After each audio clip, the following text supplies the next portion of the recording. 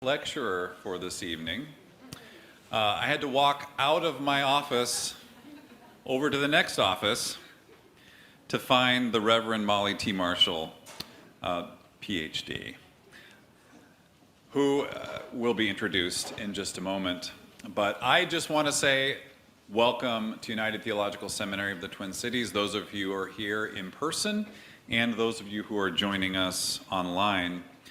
The Susan Draper White Lectureship was founded in 1992 and was named for the grandmother of United alum Priscilla Sill W. Braun, now of blessed memory. Watch my beer. This lecture brings nationally known speakers on feminist theology to United because of gifts from Sill and other generous donors. Now, these lectures are free and open to the public, and we look forward to this unique lecture, which will also involve a documentary showing, which will be on both screens and will be streamed for those of you on Zoom as well. And we look forward to a conversation with Dr. Macauley T. Marshall after the documentary, and also some contextualizing remarks prior to it. Thank you very much for being here. I don't want to approach the lectern until it's time. Hi there, I'm Elizabeth Macauley. I graduated from UTS in '99 and I serve on the Board of Trustees. I have learned to trust songs when they appear. So in preparation for the honor of introducing the Reverend Dr. Macauley Marshall for this evening's Susan Draper White Lecture, a song by a Minnesota songwriter kept sounding in my head. It's a good one, Molly. The songwriter is Anne Reed. How many people? All right, then. And the song is Heroes. In the song, Anne Reed speaks this question: what can I learn from you? In your lifetime, in what you have been through, how'd you keep your head up and carry on? In an insane world, how'd you keep on trying? Heroes appear like a friend to make the path and light the way. As time goes, you find you depend on your heroes to show you the way. At the end of the song, those of you who know the song know this, there is a litany of women who have blazed trails that are traversed by many, because they, in the words of Eleanor Roosevelt, felt they must do the thing they were told they could not do. And to that list could be added Molly's name. I am moved by the chance tonight to catch a further glimpse of the grit and the determination and the passion for the holy that has motivated Molly throughout her life. She did the things she was told she could not do. I was on the search committee when we interviewed gifted applicants to lead United Theological Seminary at a tenuous time at this gritty place. And it seemed to me then, and it seems to me now, that the intersection of stories, that of the Reverend Dr. Macauley T. Marshall and United Seminary of the Twin Cities, was somehow inevitable. The soul force, the keen intellect, and the passion that is Molly, and the witness for social justice, engaged theology, and resonant curiosity that is United are a combination that is all about showing the way in a world that is hungry for heroes. The kind of heroes who are real and human and enfleshed and grounded and committed to empowering justice in the name of all that is holy. I think the chili that she can do is also just cheating. It's an extra plus. The Reverend Dr. Marshall is the author of many books. You should look her up. She has some accomplishments behind her. She is the author of chapters of books, articles, and is a sought-after lecturer. She holds dual standing in both the American Baptist Church and the United Church of Christ. I wish she was a Methodist, but what can you say? She has led as president of seminaries, mentor of students, colleague of faculty, and as a called child of God, who has such a deeply kindled fire of the Spirit in her that she simply cannot, thank God, be done doing what she does so powerfully and so well. Molly is a leader, and to many, she is also a hero. She continues to light the way. So please join me in gratitude for her work as we are given to continue to learn from the witness of the Reverend Dr. Molly T. Marshall. Amen.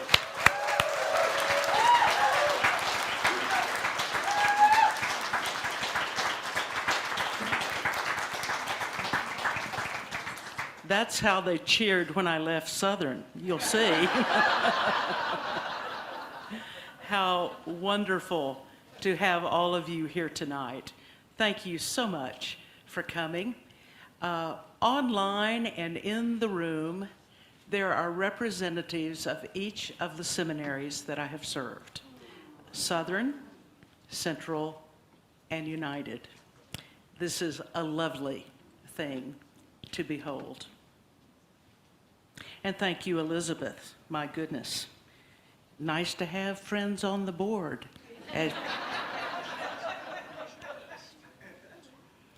Well, people from all over the community, our students who are here visiting, distinguished members of our board, pastors, friends, neighbors, we're just glad you're here. It's a privilege to offer this lecture, which honors the legacy of feminist theology here at United. My forebears who have offered these lectures are distinguished women, and they have illumined a significant heritage here at United. Among our lecturers have been Renita Weems, Ada Isazi Diaz, Barbara Lundblad, Gaffney, Mary Farrell Bednarowski, and last year, Joy Layden. I'm honored to be in their company. I offer a word to the many online friends, especially now that you've joined us, friends, former students, and colleagues. You know this story too well, and I trust that revisiting it will not awaken too many painful memories. We have come through that particular fire, and we are on the other side, for which we give thanks. It may be a different kind of fire at this point, not that one. Let me provide some context for the documentary that you will view in just a few minutes. It was filmed in the spring of 1995 on the campus of the Southern Baptist Theological Seminary in Louisville, Kentucky, shortly after I had been terminated at that school for my heretical views on gender equality. Have you ever noticed the constellation of letters in the word heresy? Heresy. I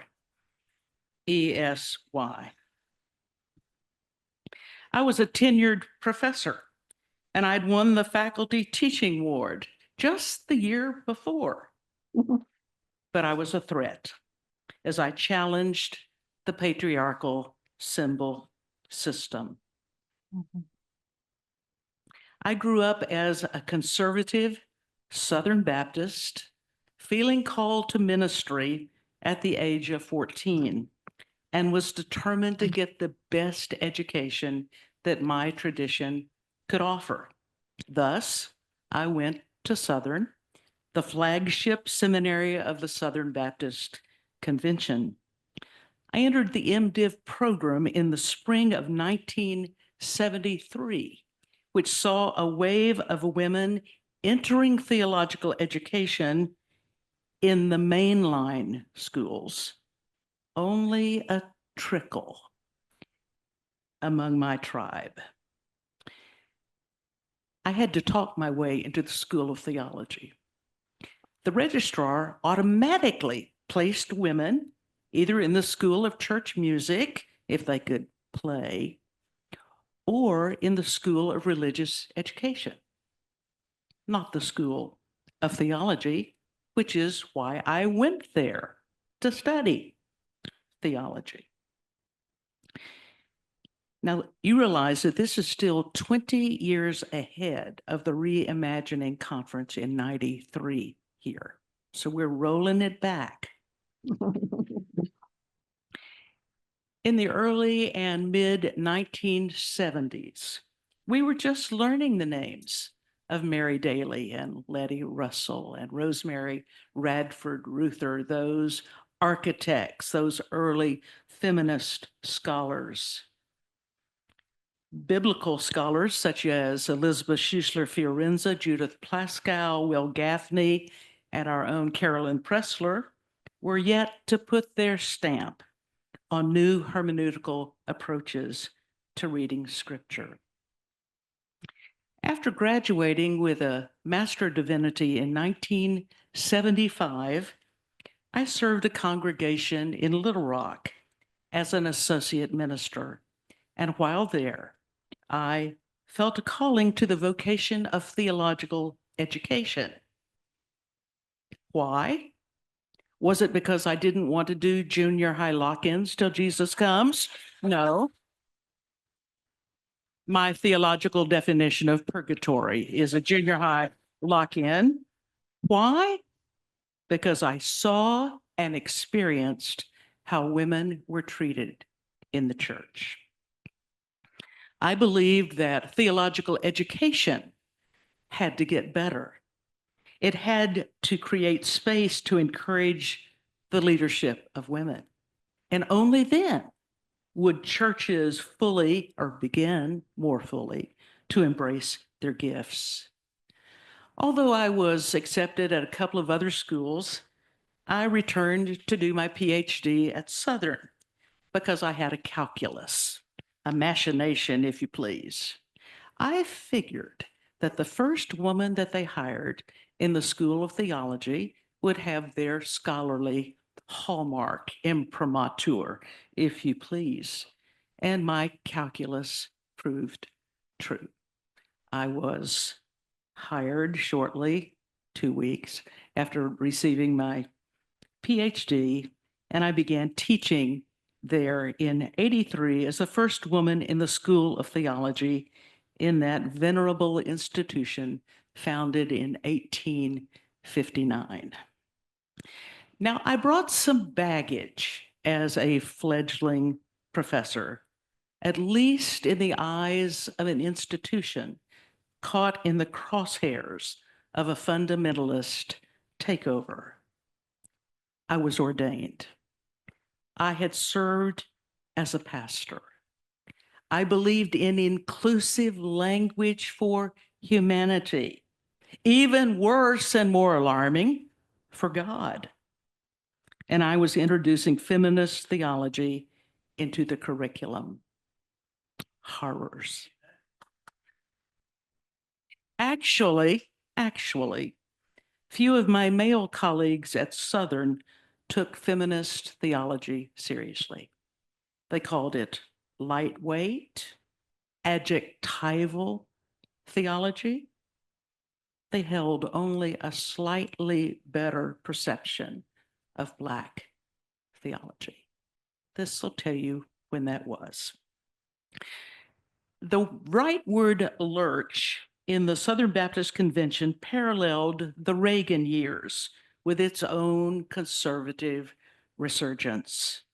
The Board of Trustees at Southern became more and more conservative during my 11 years teaching there, and finally in 1993, they elected a young, ambitious president who consented as a part of getting the job to get rid of that troublesome woman. The whole of my time there, my lectures were taped and shipped off to the Southern Baptist War Room in Dallas, where every lecture was scrutinized for heresy.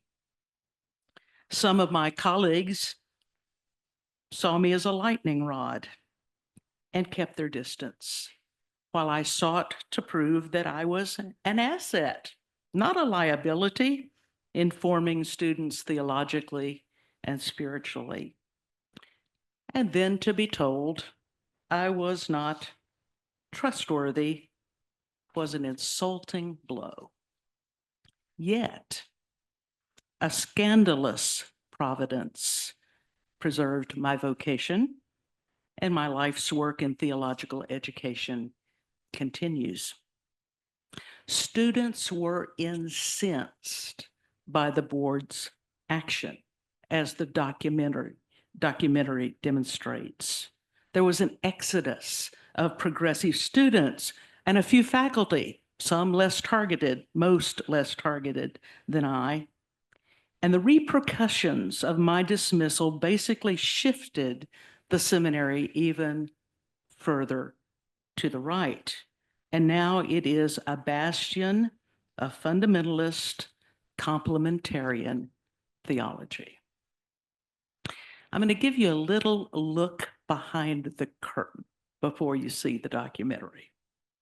When I'm interviewed in my office, please pay attention to what is on the foreground of my desk. I was removed by Albert Mohler, so I decorated accordingly. So I invite you into my world of 30 years ago. You might see some parallels in what is erupting today.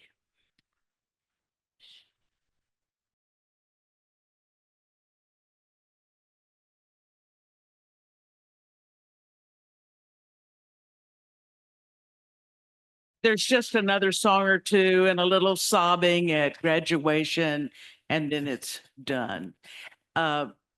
I very much want to hear your questions or your response. Now will be the fun time after this rather grim rendering. Questions? Please tell us who you are. Sharon Kelly. Dr. Marshall, what was the censure by the Association of Theological Schools? They gave no censure. Here was the problem. I'm sure there are fine attorneys among us who are asking, what gives? You were a tenured professor.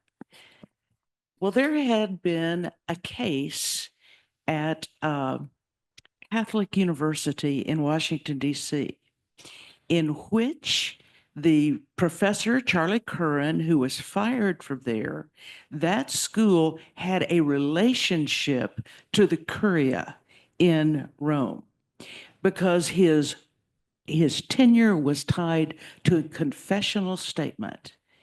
He couldn't get a civil hearing. That was the same case law that was applied in my situation. I was wrongfully forced out. A little more about it. The heresy trial would be 8 trustees and 5 faculty members. Foregone conclusion. I would have put 5 faculty members at risk had they stood with me. They would have been out soon also. I also had 4 more PhD students to finish. And if you're not in theological education because you love students, you're in the wrong thing. And so because the department was falling apart, they allowed me to finish those 4 students, which will tell you something about hypocrisy. I guess they thought PhD students were too far gone anyway, but they just didn't want me messing up any more MDiv students at that point. Yes.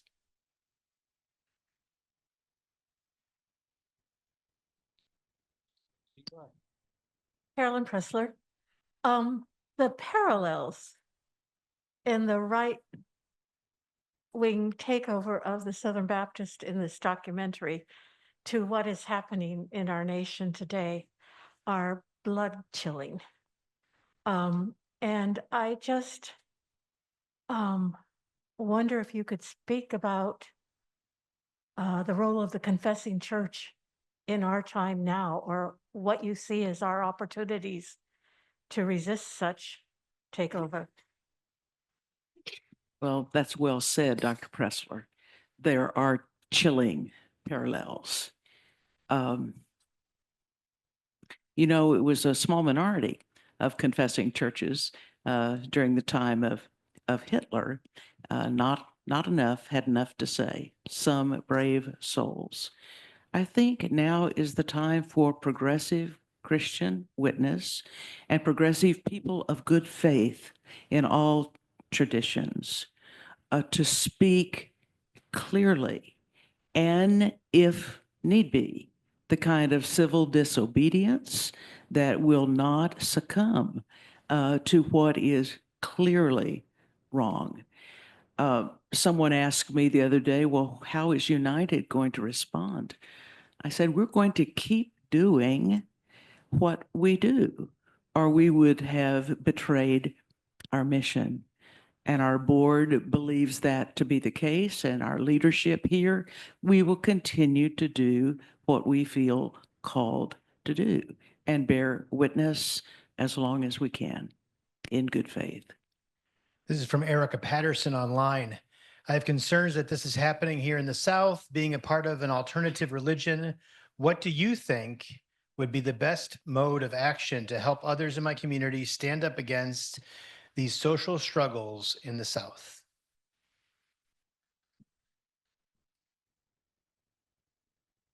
Well, we start local, don't we?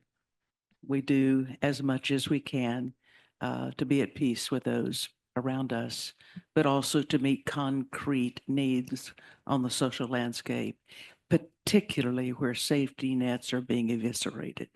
I think it's time that church folk and other community folk find ways to do the good that is ours to do, that is simply being shredded after program is eclipsed by this administration.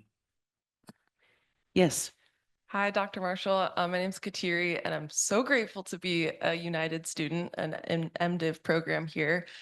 I just want to thank you first for your conviction. It's so amazing to get to watch you so many decades ago, and especially contrasted with the president of Southern. I'm just really amazed to witness the consistency of your presence and your conviction across time. And I have a question for you. I noticed that I don't think it was the president, but one of the other higher ups said something about how, like, you know, how much diversity can be tolerated. And a lot of us chuckled because in this context, that sounded ridiculous. But I also realized that that is a real question for universities and for seminaries. And, you know, how do you navigate that? Like, how do you navigate which kinds of diversities of thought can be tolerated? Because I appreciate that there's not certain viewpoints represented at United, and that means you have to make decisions about that. So how does that look for you and for United? It's one of the most challenging things we do is to try to find ways to cultivate respect for the lived religion of others or for others who do not have lived religion, and find a way to respect that also. I don't know that one can put limits to diversity. That's just how creation is. That's just how humanity is. We are this wonderful, wonderful spectrum of folk. And so, as you can see at Southern, they began to tighten and narrow and tighten and narrow the parameters. The abstract of principles, that confessional statement, had never been interpreted in that Calvinist lens that it came to be interpreted through. Any faculty member was able to do his or her own midrash, basically, on it. I did a Martin Luther thing. I took every abstract, wrote my response to it, plastered it all over the seminary, and Al's minions, the president's subordinates, took them all down. as fast as I put them up, trying to articulate, I'm not outside the abstract, given really the malleability of how the thing was written. And so it was an interesting form of theological discourse going on. How do we navigate right now is really kind of the pressing question, I think, for our students, for our faculty.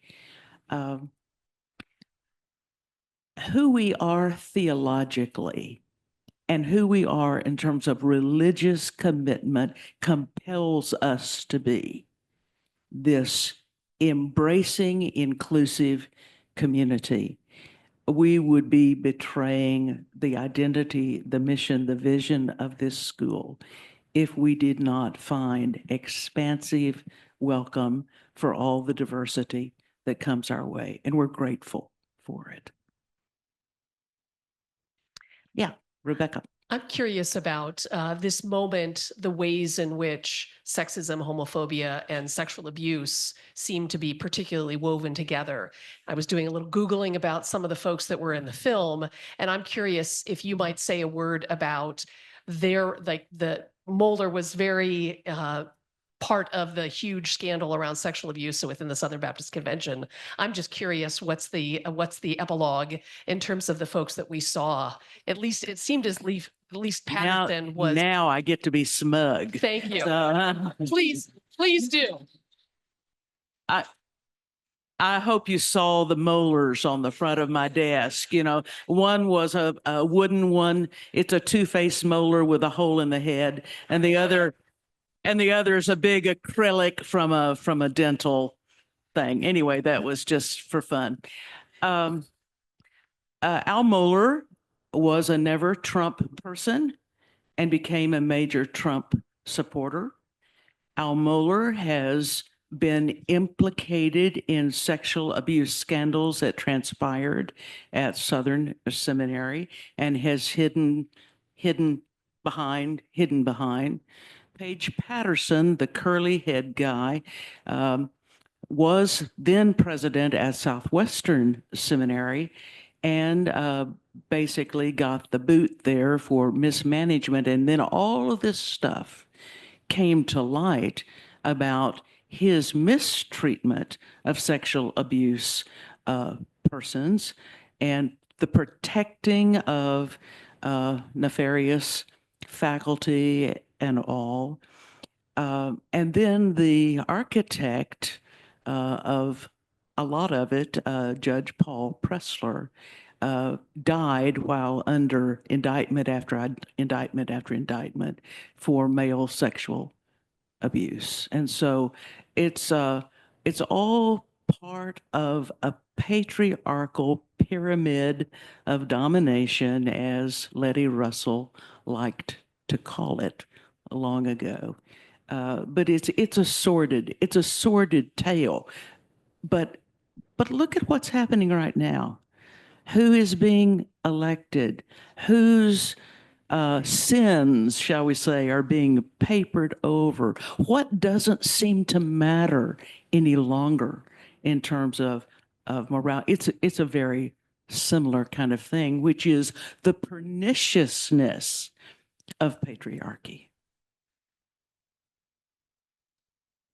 Yes. Hi, I'm Troy Baker, and this is my first year at United Theological Seminary. Well, welcome to the party. Thank you. I was born and raised in Dallas and was raised Southern Baptist. And I considered myself a Baptist up until I was in middle school when we got a new pastor after the previous one retired. And I decided to leave the church after a certain sermon about evolution, where the pastor said, evolution doesn't exist, only de-evolution exists. And that's when we have sexual relations with your cousin. So if there's anything that shows where the mind of a Southern man is at, it's that sermon. So, I did not consider myself Christian for a long time until I moved up here to Minnesota. And I didn't know why I moved here. So I started coming here. and I began to feel a deep loving devotion for Lord Christ. And Yeah. so thank you for providing a spiritual home for many of us. Oh, Troy, that's wonderful. Thank you. Thank you. This is online. Jim Keck says, and now 46 years after the Southern Baptist Convention takeover began, how are the Southern Baptists doing? You kind of already answered that. No, they're not doing well, praise God. They are they don't have what, 40,000 churches anymore. They don't have 15 million members anymore. They are in downward decline, and they would say, well, it's because there were liberals there for a while, but they're a part of the larger demographic, of course, of people moving away from religious commitments or institutional belonging and denominationally identified persons. But they are not doing well. There have been so many sexual abuse scandals that the executive committee, that's kind of the curia of Southern Baptists, they're trying to find $3 million to pay off some of the legal bills because there have been so many things filed. And so it's a sordid tale. No. No. Oh, well, how to live in his shadow and be happy about it is kind of the bit. My husband, my ministry, or whatever. So it's kind of the handmaiden's tale. I went there actually 3 years ago. First time I'd been on campus in 25 years. I ran into Al Mohler. It was quite interesting. I won't even do that, but I was kind. I was kind.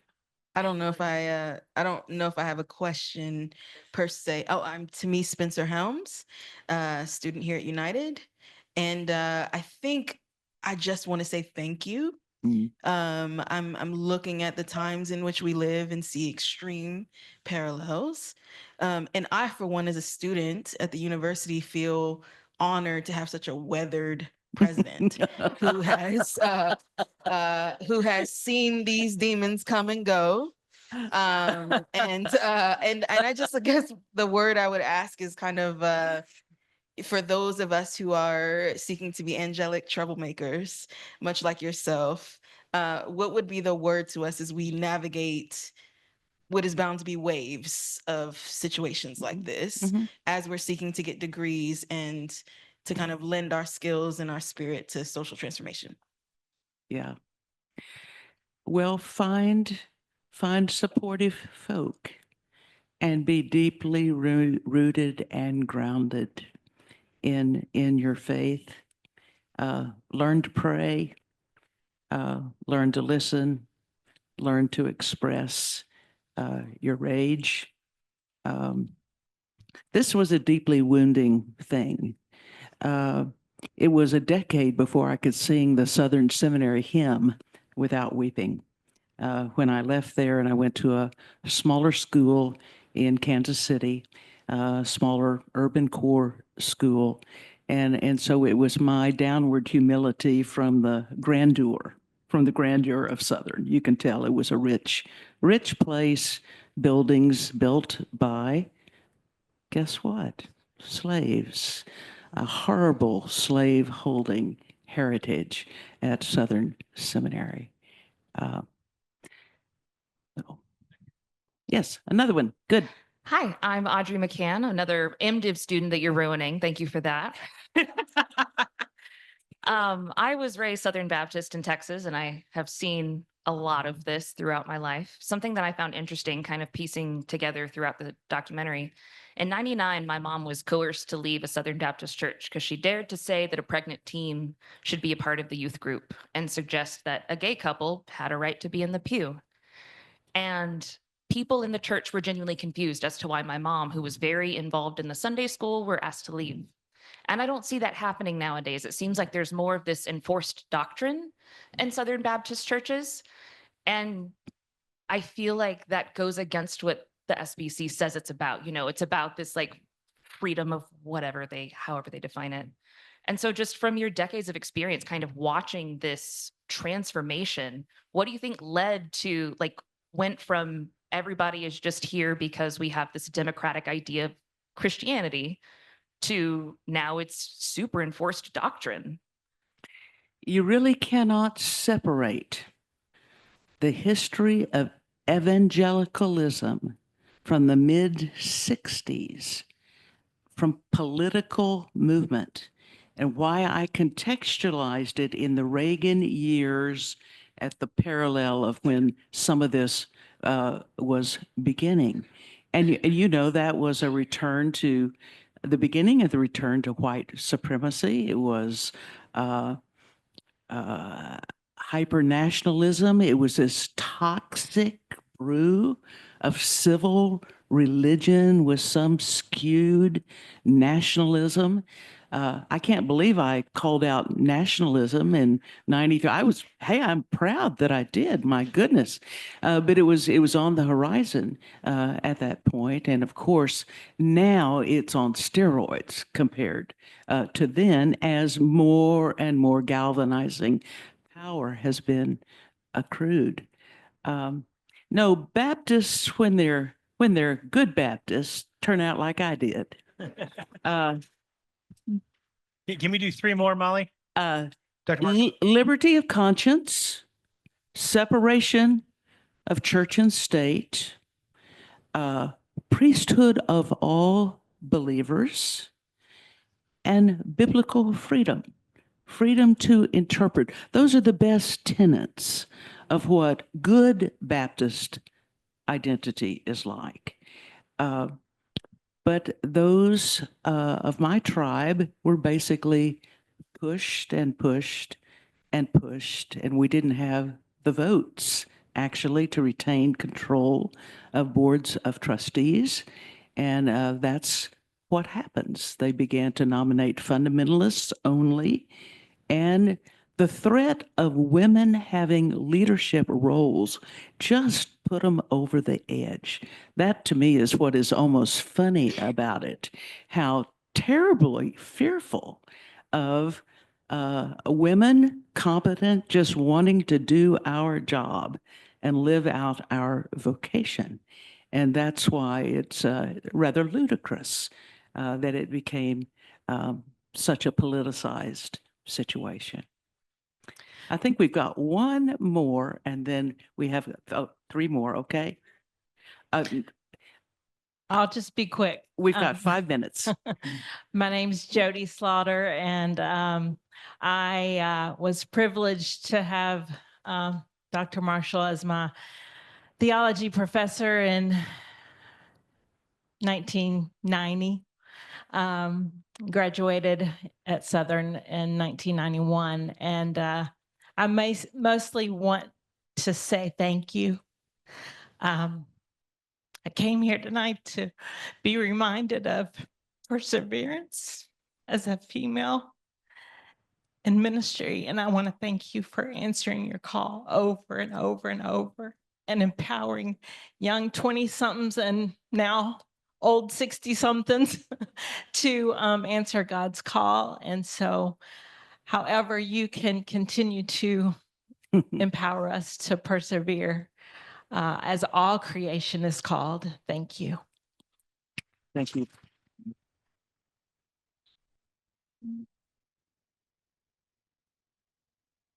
Thank you, Dr. Marshall. I'm Emily, a Master of Divinity student, and you mentioned how devastating the moment was leaving Southern, and I would love to hear how your image of God has transformed through that moment, and what was God before and what is God now to you? Well, you heard me use the moniker scandalous providence, I hope.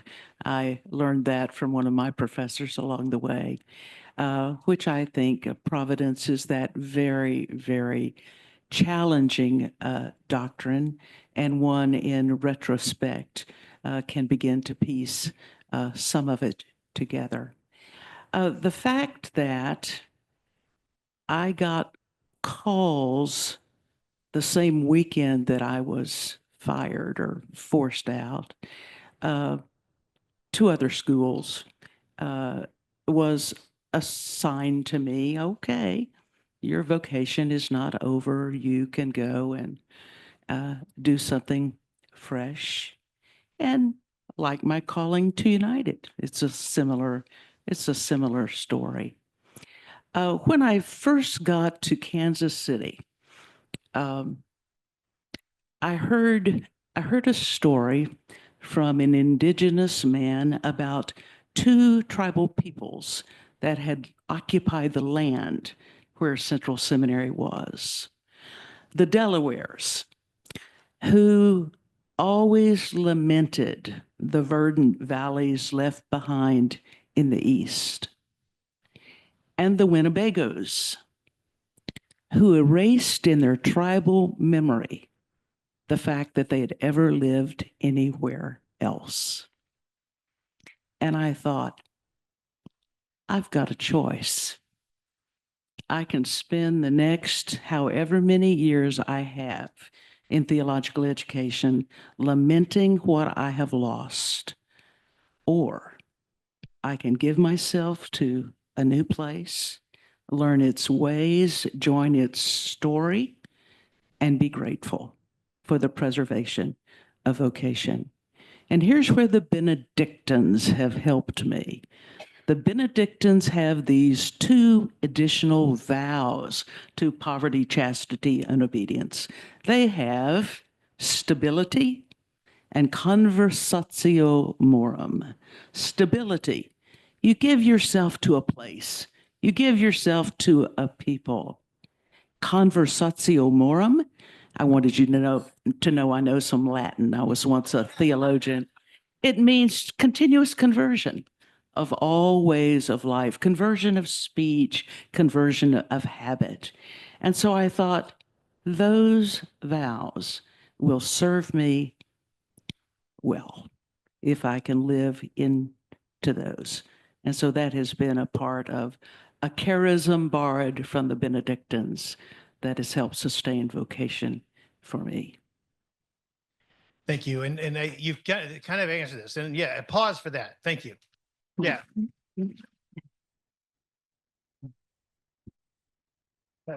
The final question tonight, sorry folks didn't get to you, is online from Keith. Besides a lot of gratitude, Molly, for former students and people who are pastors because of you and in your honor.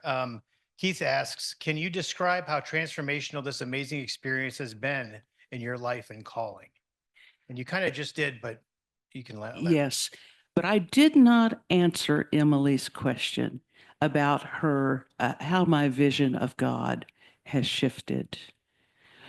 I think the old Whiteheadian language of God being a fellow sufferer who understands became more real to me in that.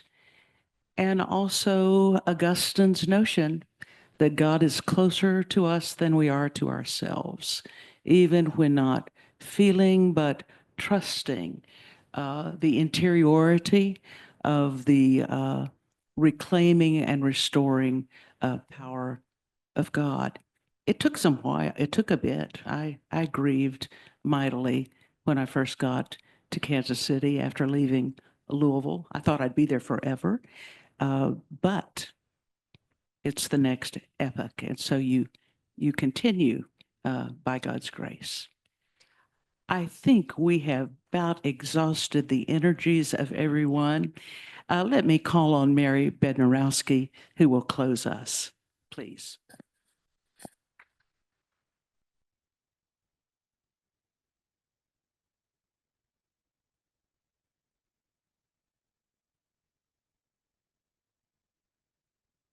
Visual aid.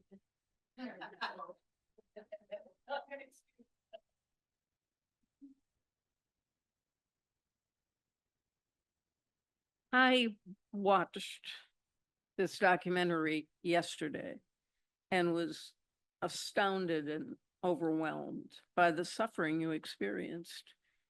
And I was astounded and overwhelmed again tonight. So while Molly was suffering for what she was teaching at Southern, while Southern was closing down, those of us, women and men alike, were thriving at United for teaching not in perhaps exactly the same way, but the same substance for which you were denigrated. So to honor that and keeping you in mind with every word and every sentence, I am going to stand up here and I'm going to claim that women in multiple ways have been actively saving theology, religious studies, and religious history for decades.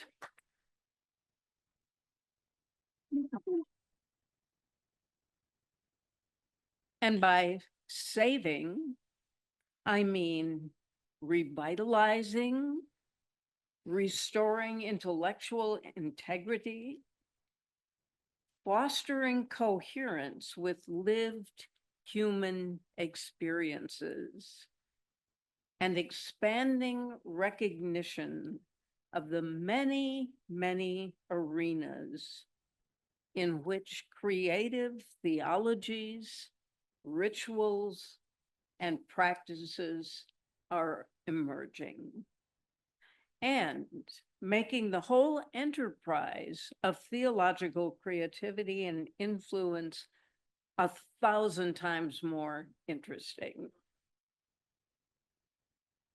So, oh, I'm getting bolder.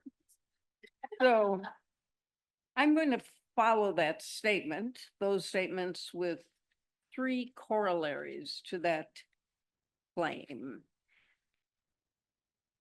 The first, women's work in these fields has testified to the reality that theology is not static.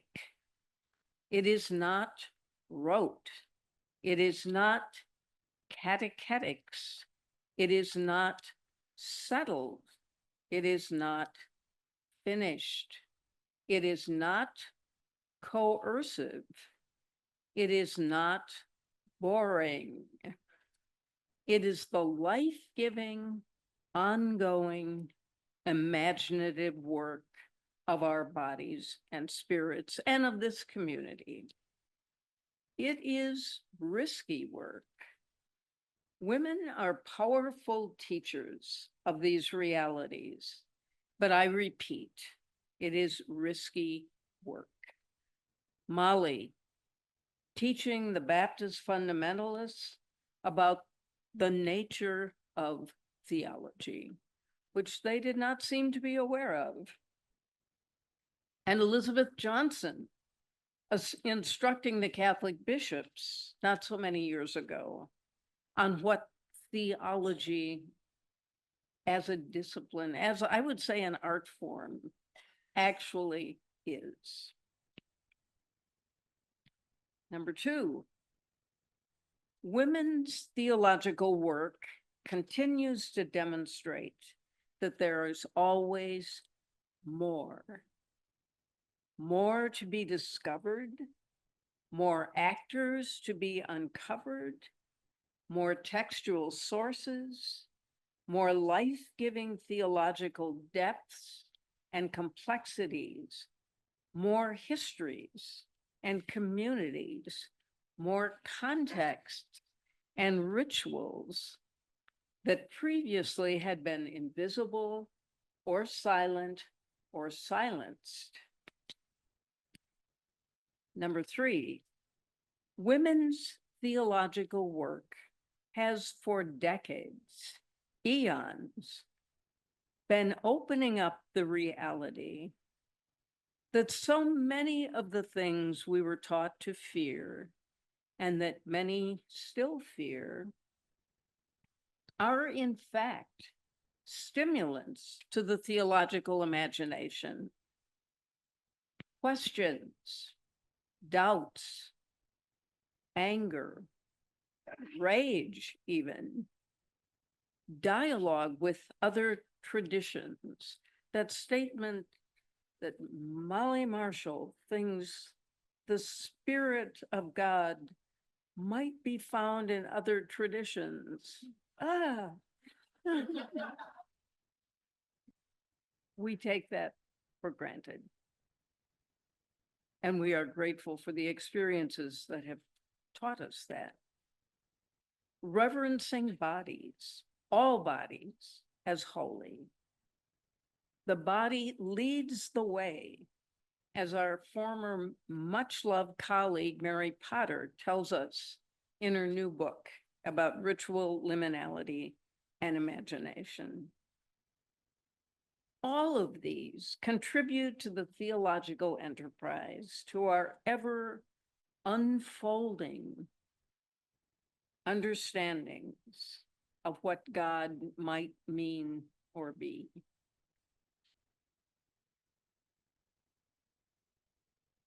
I love the first and last lines of Oscar Romero's prayer, the one that Oscar Romero didn't actually write, nonetheless.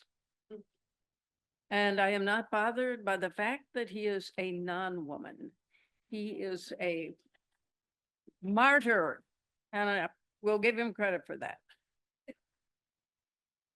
I think these lines are highly applicable to the life-giving enterprise in which we are involved, all of us in this community and beyond, and which we have witnessed tonight in the heartbreaking and heart-lifting story of Molly Marshall. The first line, it helps now and then to step back and take a long view. I think we'd all have a breakdown if we couldn't step back and take a long view, and that means a long view backwards as well as into the future.